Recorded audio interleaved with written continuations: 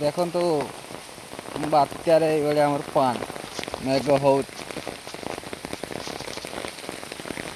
ମେଘ ପକଉ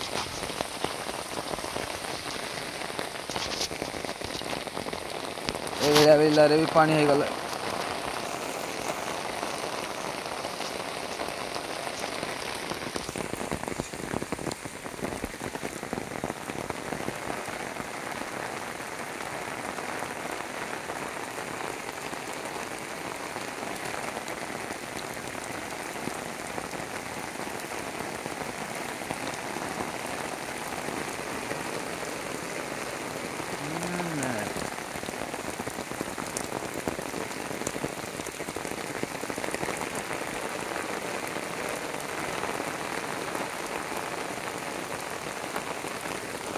ଦେଖିପାରୁଛନ୍ତି ତ ଭାଇମାନେ କି ମେଘ, ଆପଣଙ୍କ ଆଡ଼େ କେମିତି ମେଘ ହେଉଛି କମେଣ୍ଟ କରି କୁହନ୍ତୁ।